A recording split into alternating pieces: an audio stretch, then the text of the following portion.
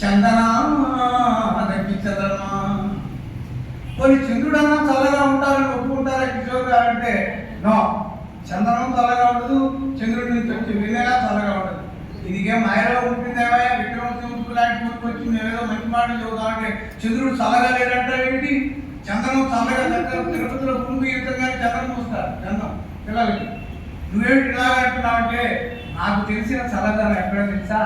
చందనం శీతలంలోకే చందనా చంద్రమా అని అని ఒకటే సాధు సంగత్యం ఏదైతే ఉన్నదో శీతలము కంటే అతి శీతలమైనది సాధు సంగతి కనుక చందనయోర్ మధ్య శీతల సాధు సంగతి. మంచి వాళ్ళ యొక్క హృదయం ఉన్నంత చల్లదనాన్ని చంద్రుడు ఇవ్వడు, చందనం ఇవ్వదు. ఇలా అలాంటి సత్సంగం ఈ రోజున మంచి మంచి వాళ్ళ మధ్య మనం ఇంతకంటే చల్లదనం ఏ చంద్రుడు ఇవ్వగలరా, ఆ మనసు ఇవ్వగలరా అని ఒక అద్భుతమైన శ్లోకంలో ఆవిష్కరించారు. ఆ శ్లోకం మరొకసారి గుర్తుపెట్టుకోండి, పిల్లలకు నేర్పండి. చందనం శీతలంలోకే చందనా చంద్రమా చంద్రయోర్ మధ్య శీతల సాధు సంగతి అని చెబుతూ ఓ రోజున పార్వతీ పరమేశ్వరులు ఎప్పుడు ఈ కైలాసంలోనైనా కాస్త అట్లా షికారు చేయడం అని చెప్పి తనకి ఇష్టమైనటువంటి తన పార్వతీదేవితో అలా బయటకు వెళుతూ అలా బయటకు వెళుతూ కాస్త తిరిగొద్దామని అన్నట్ట. అలా నడుస్తూ ఉంటూ ఏమో భార్యామణి మనకి ఎవరన్నా కాస్త పేదవాళ్ళు అవసరమైన వాళ్ళు కనబడితే ఏమన్నా ఇద్దామా అలా అన్నట్ట. ఆమె మాట్లాడలేదు. అలా నడుస్తూ ఉండగా ఒక గుడ్డివాడు ఒకటి కనపడ్డాడు.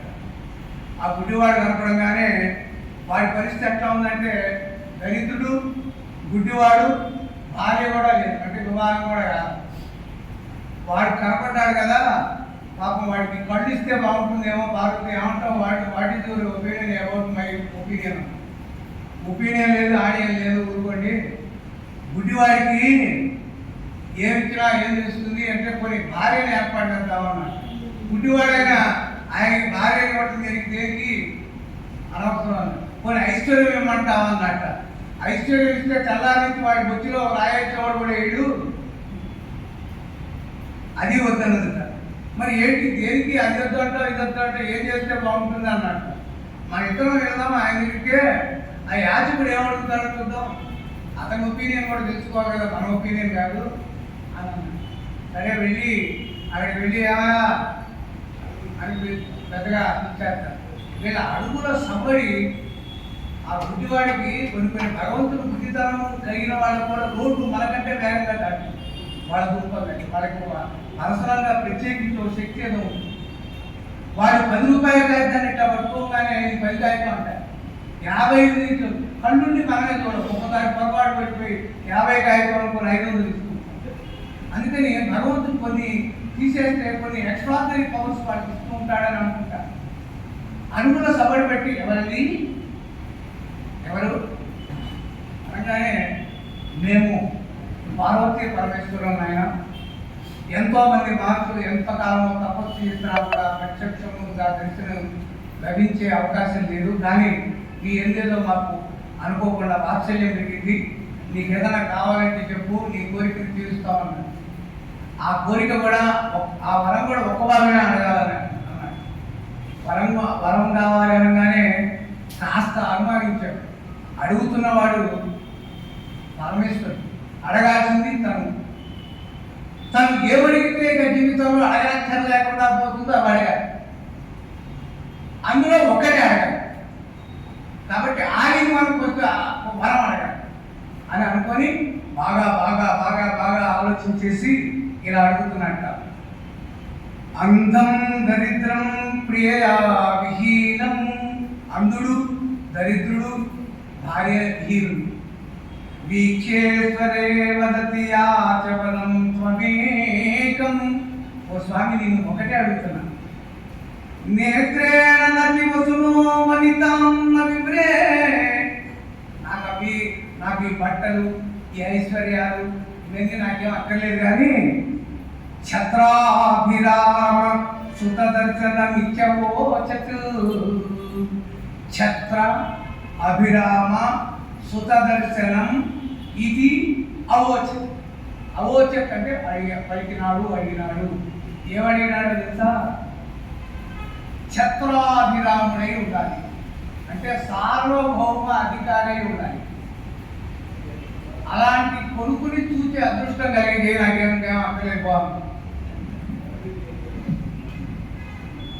ఒక సామ్రాజ్యానికి అధినేత అయినటువంటి కొడుకుని చూసి ఆనందపడాలనుకున్నది నాకు ఇంకేం అక్కర్లేదు, ఒకటే కోరాను. అనగానే పక్కనే బాలకర్వాన్ని పక్క తిరిగి పరమేశ్వరుడు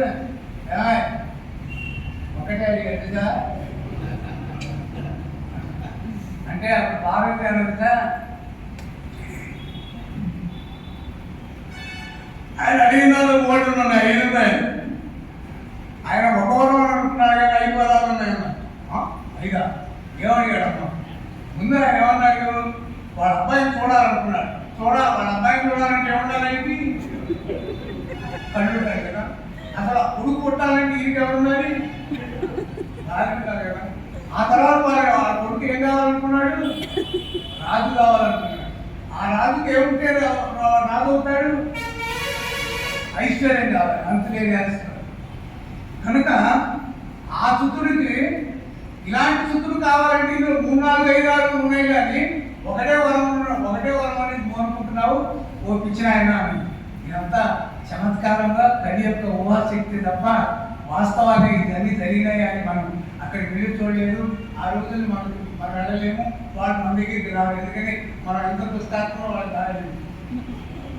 వస్తే మనం కూడా అట్లాంటి కోరిక అడుగుతాం అని అనుకుంటూ మరొక శిష్యుడు వేదంగా శాస్త్రాలు నేర్చుకున్నాడు.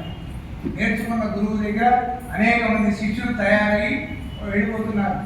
గురువు యొక్క ఆశీస్సులు తీసుకున్న తర్వాతనే వివాహం చేసుకోవాలి లెక్క. బ్రహ్మచారి అయిపోయిన తర్వాత గృహస్థకి వెళ్ళాలంటే గురువు అనుమతి తీసుకుని నువ్వు గృహస్థాశ్రమానికి వెళ్ళు అని అంటే అప్పుడు వివాహం చేసుకోవాలి. ఇప్పటి రోజుల్లో లాగే కాదు. అసలు వాళ్ళ తల్లిదండ్రులకి అమ్మ మీ కోడలని ఇంటి ముందు వచ్చారు అట్లాగా ఒక శిష్యుడు గురువు దగ్గర చదువుకుంటూ అమ్మరాజు రోజు చూస్తున్నాడు గురువు యొక్క పత్ని. ఏ రోజున వాళ్ళ గురువుని వాళ్ళ గురుపత్ని గౌరవించింది లేదు. చీటికి మాటికి రొసలాటం, తిట్టడం ఇవన్నీ చూస్తున్నట్ట శిష్యుడు. ఓ రోజు ఆయన ఏకాంతంగా ఉన్న గురువుగారు ఏది పౌరుషం లేదా? పౌరుషం నేనైతే అన్నా అంటే రే కాదు లేదా నీకు తెలుస్తుంది, కానీ నువ్వు చదువు అయిపోయింది, నువ్వు ఏమైంది అన్నా. సరే వీడు కొన్నాటికి గృహస్థాపన మనకి చేరాడు. పాపం చక్కని అమ్మాయితో వివాహం అయింది. అక్కడి నుంచి గురువు యొక్క ప్రతిబింబం లాంటి, గురుపత్రి లాంటి ప్రతిబింబం మళ్ళీ ఇక్కడికి వచ్చినట్టుంది. ఇక వీడి పరిస్థితి కణం మీద నుంచి పొయ్యిలో పడ్డట్టుగా ఉంది పరిస్థితి. ఒక రోజున ఆ గురువు గారు అనుకున్నాడు, ఏదో శిష్యుడు చాలా కాలం అయిపోయింది, వాడికి ఆరహస్య జీవితం ఎట్లా ఉందో పైకొచ్చి నాతో వాడు నేనైనా నా ఆవిడని అని అంటున్నాడు. వాడి పంప ఎట్లా ఉందో, వాడి దాంపత్యం ఎట్లా ఉందో చూద్దామని చెప్పి, అరే నేను రేపు పొద్దున వస్తున్నానని చెప్పి ఆయన కబురు పెట్టి చెప్పాడు. ఆ రోజున ఈ శిష్యుడు వాళ్ళ ఆవిడ దగ్గరికి మా గురువు గారు వస్తారు, రేపు మాత్రం ఆయన వాడు కాస్త జాగ్రత్తగా ఉండు, నేను ఏదైనా పట్టుకోవాలా అంటే చూడాలి. అయితే కండిషన్ ఏమిటో చెప్పలేదు, నీ కాళ్ళు పట్టుకోవాలి, అవసరానికి అందరాటం చేస్తుంటారు. 100 తప్పులు శిశుపాలుడు అంటే క్షమించాట. నేను కూడా కొంతవరకు మీరు నన్ను దూషిస్తే ఒప్పుకుంటా, తర్వాత మాత్రం నో థ్యాంక్స్, బీ కేర్ఫుల్. ఇక గురువు గారు ఇంట్లోకి వచ్చారు. ఇక అక్కడి నుంచి మనవాడు మధు గారు చూస్తున్నా పక్క పైకి వస్తాను, గురుగారు రండి స్నానం చేయండి, చూస్తూ కూడా తినబడిన గురుగారు ఇలా ఇష్టం వచ్చినట్టు అన్నం కట్టే చోట, ఇంకో చోట, భోజనం వడ్డీ చోట కళ్ళు చూస్తాను దేవుడి కనుకోవట్ల పాప గురుగారు. ఆ గురుగారు చూసి అవునా వీడు ఎంత అదృష్టవంతుడు, నా భార్య నిజంగా వీడు అన్నాడు, నేనైతేనా అన్నట్టుగానే వీడికి మరి అనుకూలమైన వీడికి నా కర్మేక్ష కానీ అని అనుకుంటున్నాడు. ఈ లోపల ఆ ఆనందంలో 100 తప్పులు క్రాష్ అయ్యింది. ఇంకా ఒకటి తెలియదు, ఒకటి అనుకోవాలి, ఏ 65 అనుకుంటున్నాడు. ఇంకో మాట్లాడో పొలు మాట్లాడాడు. ఈ ఇస్తుంది గురువు గారిని అనగానే ఢపామని సాంబారు ఉందని చింతపండు పులుసుతో శిరస్సు మొత్తం అభిషేకమై గురువు గారు అనేక శత భాండాని భిన్నాని మహమస్తకే. అయిపోయి ఈ శిష్యుడి భార్య అన్నదిట ఆ చింతపండు కుండ పగిలిపోగానే రూపాయి కట్టాలి, ఆ 100 రూపాయలు అయింది నాకు, రేపు పొద్దున తగ్గినట్టుగా ఇవ్వాల్సిందని అని గురువు గారి ముందు అడిగింది. అప్పుడు ఈ గురువు గారు అంటున్నాడు, అనేక శత భాండాని భిన్నాని మహమస్తకే. నీ నెత్తి మీద ఎట్లా పడ్డాయో నా మీద కూడా 100 కొండ పగిలేదా, కానీ అహో భాగ్యవతి నారి, నా భార్య చాలా ప్రతివంతుడై. ఎందుకో తెలుసా, భాండమూల్యం నయాచతే. ఏ 1 రూపాయి కూడా నన్ను అడగలేదు, నా లెక్క అయితే నన్ను కూడా 100 రూపాయలు అడగాలి. నా నెత్తిన ఎన్ని కొండలు పడ్డాయో పగిలాయో, మీ భార్య కంటే నా భార్య 1000 పెట్టున్నాయనరా అని చెప్పి ఎంచక్క ఇంటికి బయలుదేరట. ఇది కూడా ఒక చమత్కారం. ఎందుకంటే ఎద్దు చస్తే ఎముక మిగులుతుంది, మనిషి చస్తే మాట మిగులుతుంది. మాట ఎవరిని బ్యాటరీ, మౌనం సింబాలిక్ పోయేట్రీ అంటాడు మహాకవి. అలాగే పుస్తకాలు అందరూ రాస్తారు, పుస్తకాల విషయం ఎవరికీ అర్థం కాదు. సమాజానికి దిగుగా వెళ్ళేటటువంటి కవిత్వం మాత్రమే ఆచందరాత్మకమై నిలుస్తుంది. అందుకే ఒక కవి అంటాడు, అచ్చైనంత మాత్రాన రచనకు ఏం గొప్ప, అచ్చమైన సరుకుంటే తప్ప అంటాడు. అచ్చు అయినంత మాత్రాన రచనకు ఏం గొప్ప, అచ్చమైన సరుకుంటే తప్ప అని అంటాడు.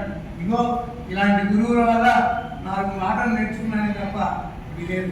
అలాగే ఏమంటే సంస్కృతాలు నేనే ఏ అర్థం మీద చెబుతానంటే అన్న, నేనే ఆంధ్ర చమత్కార పద్యాలను చెప్పినాను, కొన్ని సంస్కృతం చెప్పడానికి వీలు, కొన్ని సంస్కృత శ్లోక సౌరభం అన్నాం తెలుగు పద్యాలు చెప్పడానికి కూడా. అందుకని అద్భుతమైన పద్యాలు చక్కెరలో ఉన్నట్టుగానే కళలో ఉంటాయి, బెల్లలో కూడా ఉంటుంది అద్భుతంగా. కనుక నేనేమన్నాను, చమత్కార సాహిత్యం అన్న, అంటే సంస్కృత శ్లోకాలు చెప్తున్నాను, తెలుగు పద్యాలు చెప్తున్నాను. ఇప్పుడు ఒక అందమైన తెలుగు చూడండి, చదవడం వినవడం తెలియకపోతే అపార్థాలు వస్తాయి. కొండ నుండు నెమలి కోరిన పాలిచ్చు, మీరు కూడా ఆలోచించుకోవచ్చు, పరీక్ష అన్నమాట కొడుకు కదా.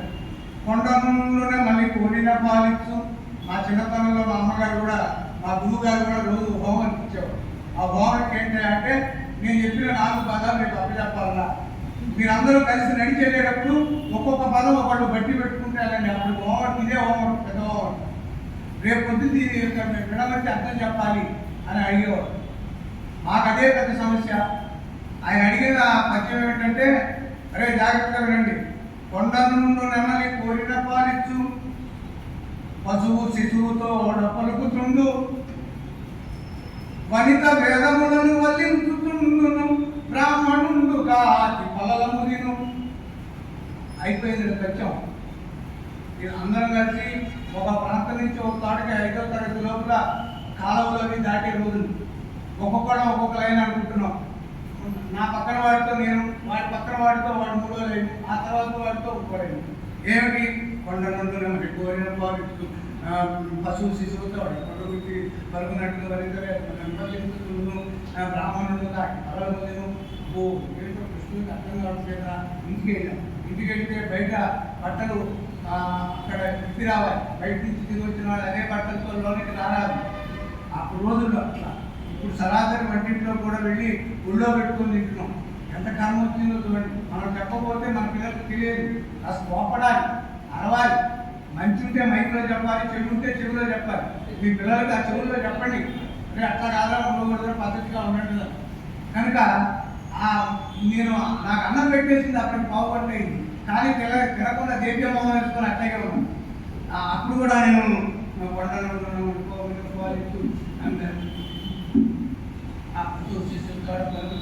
ఏమైనా అన్నం తిందా అన్నం కోరిన వాళ్ళు చెప్పాలి.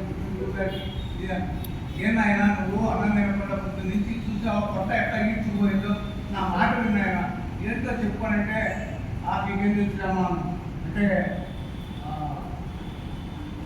మనకంటే ఆవిడ లో క్లాస్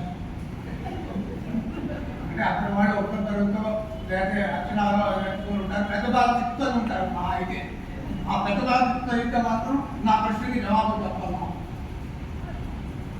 అని కారణాలను ఒకసారి చెప్తున్నాను. చదువు ఏమన్నా మా ఎన్నిసార్లు చెప్పాలి? కొండనుమని కోరిన పోరాడు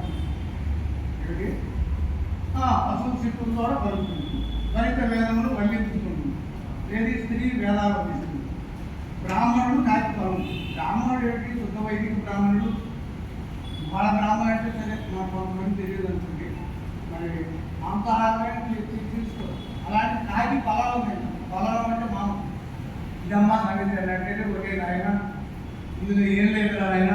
నీ గురువు గారు నీ మెదడుకు మేత పెట్టారా? హోంవర్క్ ఏం లేదు. నువ్వు ఆపవలసిన చోట ఆపకుండా అవతల ఆపుతున్నావురా. రాముని తోక చివరికి ఇట్లే ఆడుతున్నావురా. రాముని తోక అన్నదురా. రామునితో ప్రతివరికి ఇట్లా ఉందా? ఇప్పుడే సన్నాసి నాయన సన్నాసి ఎన్నరా నేను ఇప్పుడు చదువుతున్నాను అని కొండ నుండి నెమలి కోరిన పాలిస్తూ అనబాడరా. కొండ నుండి నెమలి ఎవరా? నెమలి ఎక్కడ ఉంటుందిరా? కొండ మీద ఉంటుంది. అదే జవాబు. కోరిన పాలిచ్చు పశువు. అక్కడ కోరిన పాలిచ్చేది ఏమిటో పశువు.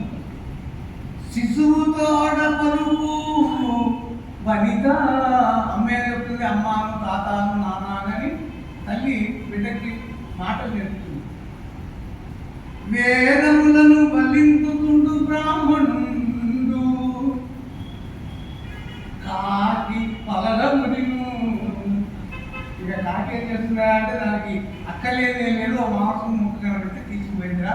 ఇప్పుడు కొండ నిండు నెమలి కోరిన పాలించు కాదు, కొండ నిండు నెమలి కోరిన పాలించు వనిత. శిశువుతోడ పలుకుతుండు వనిత. వేదములను వల్లించుతుండు బ్రాహ్మణుడు కాకి పలలముడిను. అందరికీ తెలిసిన పద్యం అయి ఉంటుంది. అందుకని చప్పట్లు కూడా పట్టట్లేదు. సంపద ఉంది అంటే ఐదు పద్యం నేర్చుకోవాలంటే అట్లాగే ఈ లోకంలో మనం సంపాదిస్తున్నాం. మన బిడ్డలకి సంపాదించి పెట్టాలనుకోవడం తప్పులేదు. అది బాధ్యత. కానీ వాడి పిల్లలకి తరగనటువంటి ఆస్తులు సంపాదించి పెట్టాలి అని మనం తపన పడుతూ మన గ్రాట్యుటీలు మన పెన్షన్ డబ్బులు కూడా వాళ్ళకి ఇచ్చి మనం తిండి తినక సరిగా చివరికి రోగాలు పాలయ్యి ఆ రోగాలు పాలైనటువంటి హాస్పిటల్స్ ఎట్లాంటి గొప్ప తెలిసింది. కనీసం కళ్యాణ కట్టులో పెడితే అక్కడక్కడన్నా కాస్త వెంట్రుక మొక్కలు ఉంటాయి డాక్టర్. కానీ వైద్యుడి దగ్గరికి వెళ్తే వాడు అవగాహన చేసే లోపల మీరు ఆడిపోతారు. అలాంటి పరిస్థితులు ఇవాళ మనం గమనిస్తున్నాం. తరాలకి కూడబెట్టాలి ఆశ. మా మనవాడికి దాయాలి, అబ్బాయికి దాయాలి, వాడికి అన్ని విలాలుంటాయి. కాబట్టి వినాశకాలే విలాస బుద్ధి అన్నారు. వినాశకాలే విపరీత బుద్ధి అనేది పాత శక్తి. కానీ వినాశకాలే విలాస బుద్ధి. కనుక ఆ ఆశతో మనిషి చిక్కుపోతున్నాడు. నిజంగా ఈ ఆశ అనేది సంఖ్యలు. కానీ ఎవరైనా సరే కాళ్ళు రెండు సంఖ్యలతో కట్టేస్తే పరిగెత్తగలరా? పరిగెత్తలేదు. సంఖ్యలు విడదీసిన వాడు పరిగెత్తగలరా? లేడా? పరిగెత్తగలుగుతాడు. కానీ విచిత్రం ఏంటో తెలుసా? ఆజానామ మనుష్యాణం కాచిద ఆశ్చర్య సంగతి యయా బధ్యా ప్రధావంతి ముక్తాః తిష్టంతి పంగువత్. ఆశ అనేటటువంటి సంఖ్యలతో కట్టబడ్డవాడేమో పరిగెడుతున్నట్ట. నాకు ఏ ఆశ లేదనుకొని సంఖ్యలు విడిపోయిన వాడు అట్లా కూర్చుంటున్నట్ట. ఎవరిలాగా కూర్చోండి. ఆజానామ మనుష్యాణం కాచిద ఆశ్చర్య శృంఖల యయా బధ్యా ప్రధావంతి. ఎంత ఆశ అంటే అది ఎంతటి తల నేసిన వాడు కూడా ఆశపోతాడు. ఒక ఆయన బజార్లో నడుస్తున్నట్ట. నడుస్తూ ఉంటే బాధ